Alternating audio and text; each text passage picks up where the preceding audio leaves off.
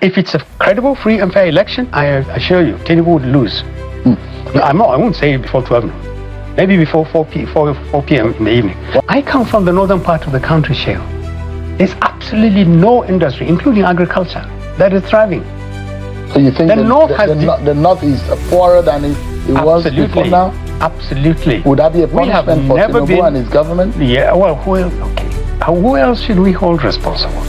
His governors, all the governors hiding behind him, lining up. But the governors got more money, courtesy of Tinubu's policy. Yes, but Tinubu is also responsible for that. Tinubu doesn't listen to people in states. He listens to his ministers in the villa. He doesn't listen to anybody. He listens. A few statistics sometimes, if they're good, from the IMF, all over World Bank, he likes.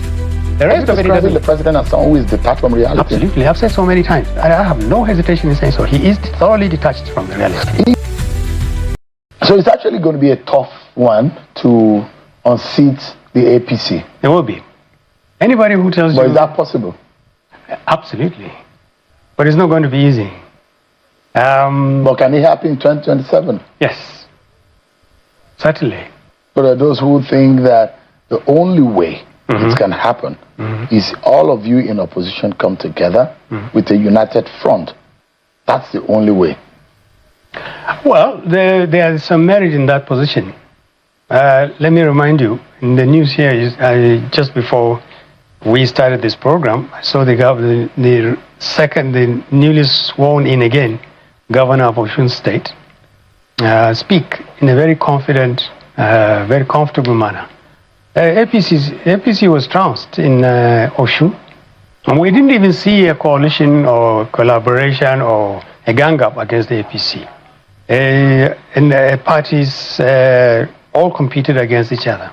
And yet APC was defeated. Now, all sorts of arguments can be made. People say this is an off-season election, this is unusual. We've even had stories that there was a deal between President Tinubu and the governor for the president to support a delegate from emerging as governor, and then a delegate in turn supports President Tinubu. We don't believe that. We believe that the ruling party, Accord Party, defeated APC comprehensively, and there's no reason why this cannot repeat itself at a national level. We are working hard. Parties will collaborate in some form. But there may not be any coalition. The INEC has registered all of us as individual parties. It's difficult to coalesce around anything. But there are all sorts of other relationships and alliances that can be built. And we're looking at all the options that are available. This time next month, I think Nigerians would see the emergence of quite possibly a phenomenon that promises to be promising. It will take efforts. Yeah.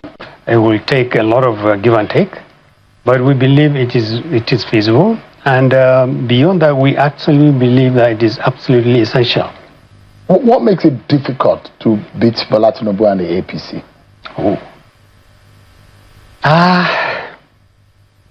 Many things. APC is not a party. It's a monster eating itself up and eating everybody up.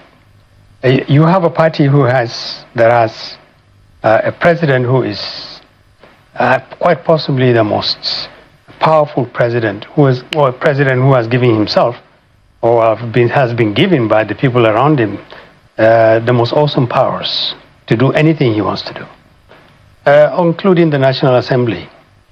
You have a president who believes that he must have all the power around him, and he appears to have garnered 32 governors. 32. 31. 31. As at the last count. Yes, okay, 31. Thank God. You almost counted Osun. Yes, but they lost Osun. I'm glad you corrected me there.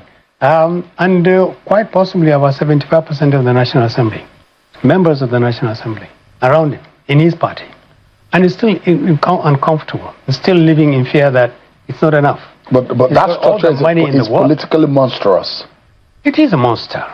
It's monstrous. But if they believe this is the only way in which they can win an election, by gathering and garnering everybody into their corners, they are welcome.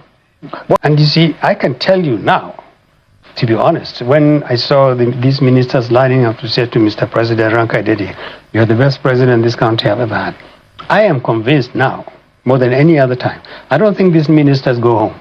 I don't think they're in touch with people. I don't think if they do, it is to go in for an hour or two and come out. Well, you said, Dr. Bola Ahmed, that Buhari left Nigeria in a terrible state. Yes. But Tinubu said he's fixing it. Yes. What would you have done differently? I would have taken stock of the situation. There's no law that says you have to hit the ground running. You certainly shouldn't do what Buhari did, wait for 6 months and then do nothing. What you do, Tinubu had enough background.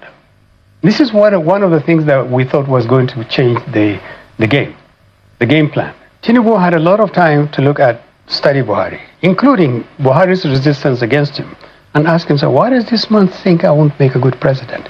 Why does Buhari not like to? I need to address corruption. I need to address the rising insecurity at that time, which it was now. I need to give Nigeria some hope. I need to assure Nigerians that we don't need to go this way. But he didn't. He now announces a major policy shift without necessarily studying the context of that policy. Because they say criticism is easy, governing is harder. Now we are getting into the campaign period, and there are those who will be asking, so if you say Bola Tinubu has left Nigeria worse off than he met it in 2023, what would you have done? The question is that, why do you want to paint Bola Tinubu as the worst president ever? Is that a fair assessment? Yeah, it is. Do you know anybody who is worse than him? Look, let's go back to 1999. Buhari was a bad president. You could say Buhari came to power with very little knowledge about economics, with very little responsibility for being an elected president. He knew absolutely nothing about being accountable. Can you? Right? Tinubu was governor of Lagos State, let me remind you, for 8 years.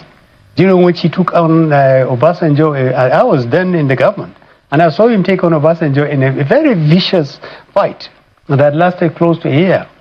And he stood his ground, and he won in the end. He won in the end. He pushed the country into the deep end on his first day. Tinubu hasn't danced yet. The festival is almost over. 3.5 years? What do you want him to do? Is he still warming up? You don't think that the NEL Fund is not a dancing of some sort? No, the NEL Fund is exactly the what a government... reserve is not a dancing of some sort? What is the point of an external reserve if it absolutely makes no sense in the manner in which people live, to poverty levels, to the crumbling economies? I come from the northern part of the country, Sheikh. There's absolutely no industry, including agriculture, that is thriving. So you think the North is poorer than it was before now? Absolutely. Would that be a punishment for Tinubu and his government? Yeah, well, who else should we hold responsible? His governors, all the governors hiding behind him, lining up. But the governors got more money, courtesy of Tinubu's policy. Yes, but Tinubu is also responsible for that. He says, I've made trillions and trillions and trillions Nigerians, and that money is with governors. And who are with the governors? With Tinubu. And Tinubu could say to them, they're in the same room now, all waiting for 2027. Tinubu could say, Governor so and so, your people are complaining. But Tinubu doesn't listen to people in states. He listens to his ministers in the villa. He doesn't listen to anybody. He listens a few statistics sometimes, if they're good, from the IMF or World Bank, he likes. The rest of it he doesn't. The president as someone who is detached from reality. Absolutely. I've said so many times. And I have no hesitation in saying so. He is thoroughly detached from the reality. If you are putting up some of these campaign against President Bola Tinubu and the APC, there are those who will say he's very popular in the North. He's a son of the South. He's got tentacles and hands across the Niger. He's gotten a huge handshake and he's kept them. And there are those who say with 31 governors, huge presence in the National Assembly, the monster that you have described in Bola Tinubu and the APC is unsurmountable. Governors are not the people. Governors were elected by people, they abandoned the people, and they went and camped Tinubu's... If Tinubu faced the disaster of a kind of support that he didn't get in 2023 from the heavyweight in his party, and economy policy that almost gave him a bad chance in 2023. And now he's a president and he's got all of the indices at his disposal. You think this is the time that he will lose the election? I'm not sure he's got all the indices. He's got figures and statistics which can be manufactured. In any case, the real truth, the best way to verify this is not to look at figures and statistics. They must translate in the way real human beings live. So you think there's no pathway for Tinubu winning? No.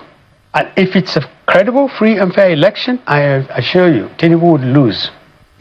No, I won't say before 12 noon. Maybe before 4 p.m.